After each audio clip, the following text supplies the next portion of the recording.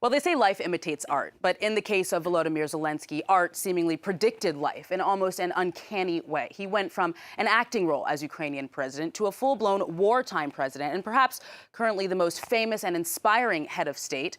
So how do you explain such widespread appeal? What does he have that other leaders seemingly lack? My guests today, Régis Genté and Stéphane Siohan, are the authors of one of the first biographies of Volodymyr Zelensky. They join me now for perspective. Régis and Stéphane, thank you so much for joining us today. Good morning. So Stéphane, I'll maybe start with you because you met Volodymyr Zelensky before the war. What were your initial impressions of him? So my initial impressions have changed after he came to office. As a correspondent based in Kiev, I met him for the first time in March 2019, a few weeks before his election. And the last time I had an interview in a closed room with him was in August last year. And he's not the same man. When I met him the first time, he had actually gathered 6 foreign correspondents in his HQ because before the election, he barely wanted to meet with any reporters. He was a man who didn't have a proper political background. He had very little knowledge about foreign affairs, about macroeconomy, and he was very reluctant to answer any tough interview.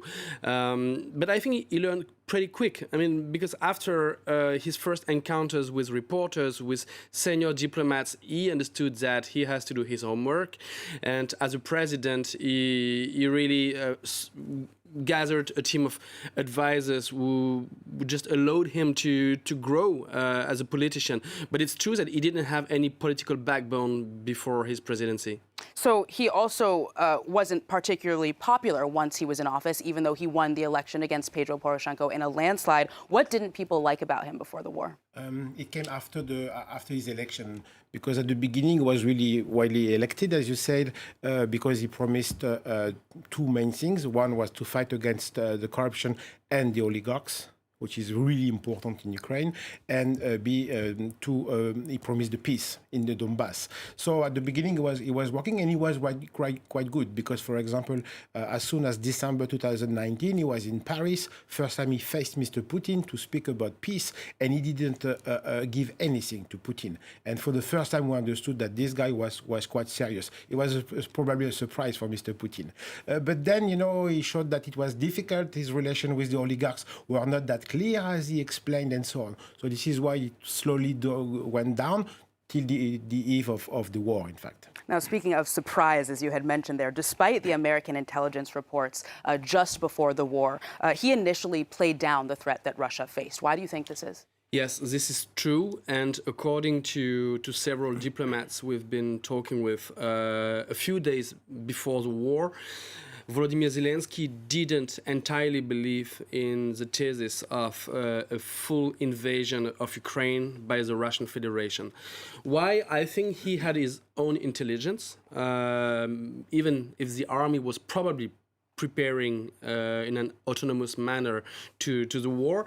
But I think that Zelensky and his advisors and the government were also very afraid about the consequences of those informations, of those American intel on the economy. The investments were already shrinking from November 2021. The effects on the economy were immense, and maybe he just didn't want to play this card with his population. He just wanted to wait until the end. And maybe people are also in total denial until things happen, actually. But that's true that probably he really understood that a war was coming just a few hours before the start of the war. And I mean, that showed in his communication, because his notoriety arguably began when he filmed that video in the streets of Kyiv saying that they were not planning to flee. Do you think that he knew at this point how effective that messaging would be to the global community, or did you see it as a natural, spontaneous move for a leader confronted with an invasion? I mean, he knows really what communication is. He knows, for example, the success of his TV series was very good, because also they knew how to touch the population on the topics which are really important for them. So probably he had an idea that it would work. Not that much, finally, and the effect was mostly in Ukraine. because right after that, something like 100,000 Ukrainians decided to join the army of the defense army of Ukraine. So I guess he had an idea on that. You have to understand the context of this video made after 2 days of war. We understand now that during the 2 first days of the war, the Russian Federation has attempted to storm the presidency in Kiev, sending 2 special forces commando inside Kiev and looking after Zelensky and maybe his family.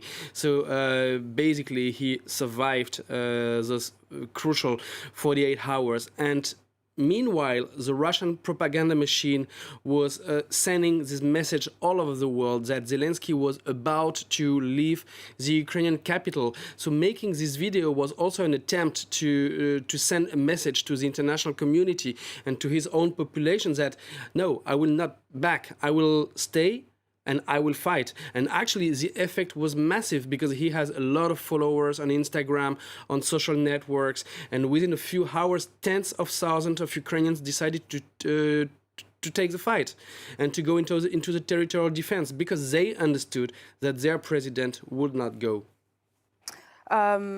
I want to talk about another thing that's, I think, important about him, especially as the Kremlin has accused the Ukrainian government of committing genocide against Russians. Zelensky himself is a native Russian speaker. How do you think that that's played into his politics? It's really important because he's from the east of Ukraine, so mostly the Russian-speaking area or part of Ukraine indeed. But he's a young man, and in '91, when the Soviet Union collapsed, he was just 13 years old. And this man finally didn't get the codes, the mentality of the Soviet times, and he made himself as a citizen after the collapse of Soviet Union. So it is really important indeed to understand. He's the man who can understand that whether you speak Russian or Ukrainian, that's not that important. We can make a community, and if now he's such popular, it is also because he understood that, and he has the whole people behind him, and the Ukrainian people, whether they are Jew, whether they are Ukrainians, Russians, Hungarian, and so on, the first are citizens of this country who wants freedom. They are fighting for values.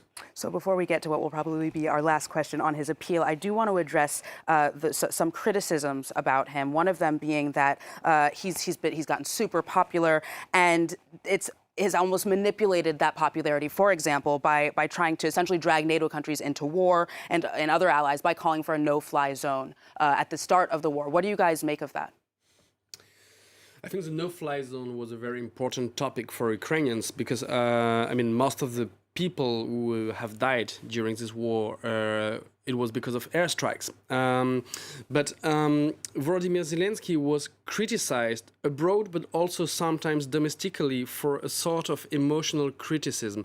Volodymyr Zelensky is not a cynical man. I mean, he has certainly some ego, but he's a very emotional person who doesn't hesitate to bring his own emotions in his political discourse, and he doesn't hesitate to criticize other political leaders such as Emmanuel Macron, such as Olaf Scholz, or even Americans. He had some bitter-sweet relations with American leaders previous to the war, and this emotional card that he displays sometimes is sometimes criticized domestically, and people ask him to keep his nerves. And that's true that he's been really criticized for this aspect of his personality. So as a final question, what do you think, and if you guys could be quick, what do you think makes him so appealing? Do you think that his appeal in the West speaks more to Western leaders, that they're lacking in something, or do you think that there's something specifically about him that people identify so much with? Difficult to say. I guess probably there is some understanding that what's going on now in Ukraine is a fight for the democratic model all over the world, and this is why in the West mostly, because it is different in the other part of the world. But we understood that this man is the fact that he stands this way against Mr. Putin is also someone who would protect, and this is the fate, to protect the West, protect Europe, and this is the fate of Europe, which is also decided now in Ukraine. And he's somehow incarnating this at the moment. On that, Régis and Stéphane, unfortunately, that's all we have time for. But thank you so much for your time on the show today. And as a reminder to our French-speaking viewers, their book, Volodymyr Zelensky, Dans la tête d'un héros, in the mind of a hero, is out today in French.